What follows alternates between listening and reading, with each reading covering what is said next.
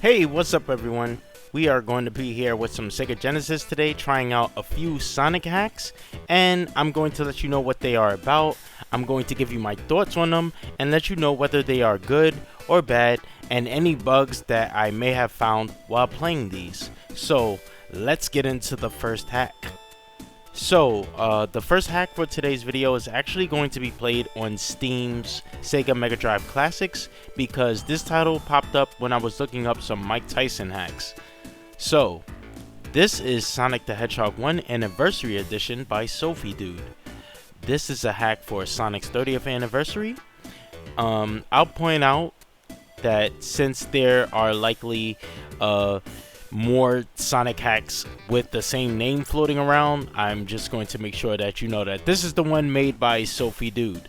So, the game opens up with an extended intro and a modded title screen. The colors and textures have been changed without straying too far from the original theme. There's also small changes like trees appearing in both the front and background of the stage, though it is only noticeable at the start. The music for the game is also modded, featuring remix tracks of the originals. There's an options menu that has settings like changing the music back to the original, adding and removing speed caps, spin dashes, etc. You can even select Knuckles and Tails.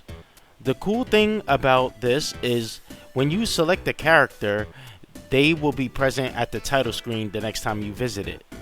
So, what I also liked about this hack was that the textures that were used in this hack were not also just changing in between the zones, but they were also changing in between the acts as well. You can see like Green Hill Act 2 will be a bit more darker than it was in Green Hill Act 1. And the level select and debug modes are still present in the game and can be accessed the same way you could as you would in the original Sonic 1. So, I think that this hack is good. It features some nice quality of life changes as well as some nicely designed menus.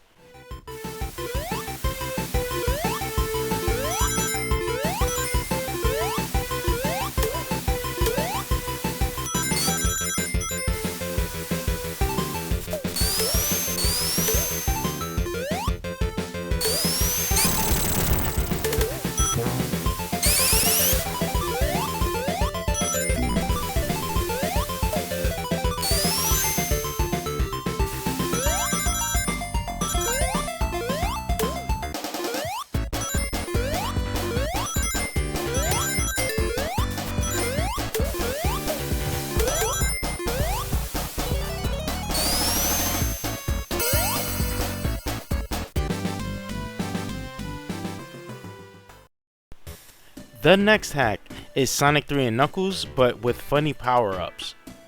It's usually exciting to get a new Sonic 3 hack, as there aren't many compared to Sonic 1 and Sonic 2, but that is not the case with this hack. So, I thought that this would only affect the shields and other items that you may get from monitors, but it actually changes Sonic's abilities as well, or should I say it just straight up removes them. When you try to perform the Insta Shield, you will do a bubble shield drop to the ground, and if you try to spin dash, you will also get like another bubble shield drop effect. So, my first thoughts were, my goodness, this hack is horrible. It is just not good. But I decided to just keep on playing it more to see if it would get better, and spoilers, it does not. The lightning shield did nothing, but it did still pull in rings, and the fire shield would give me like this crappy double jump. And since you can't spin dash, you will actually need Tails for the breakable walls. And it wasn't until I was actually playing this hack that I realized that there were so many of them. Which also means that you cannot play this hack as Sonic alone. And I feel like the author was trying to do something with this one and just messed up somewhere along the way, and they just decided to upload this garbage. And I know that It might sound kind of harsh that I'm calling this hack garbage, but I know for a fact that the author themselves doesn't even play this game because it's just really bad.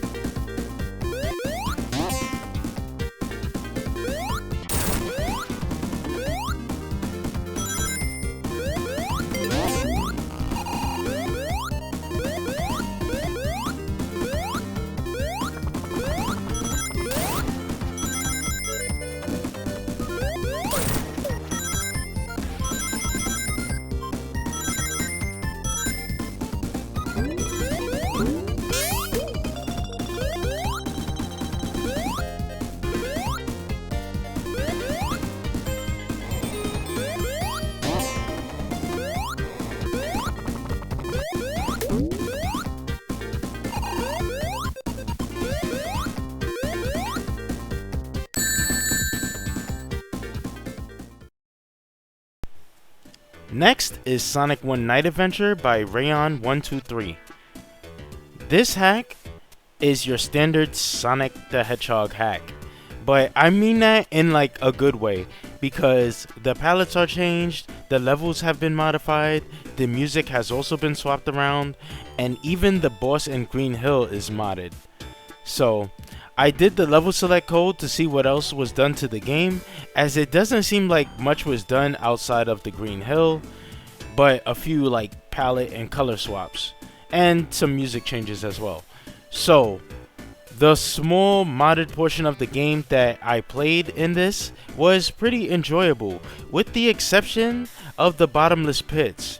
There were a few right at the beginning of the stage, and I felt like there was just a bit too many added to the stage in general.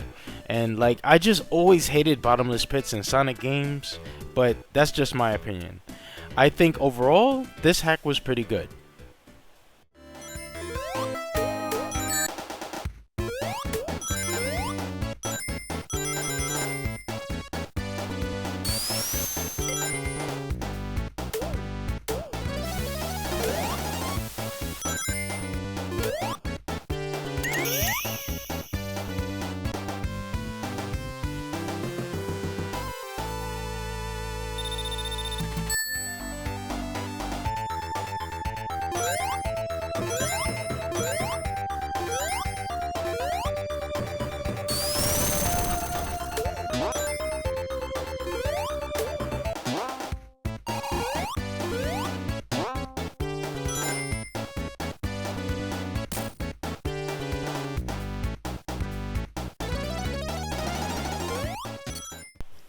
If you are still here, I thank you for watching.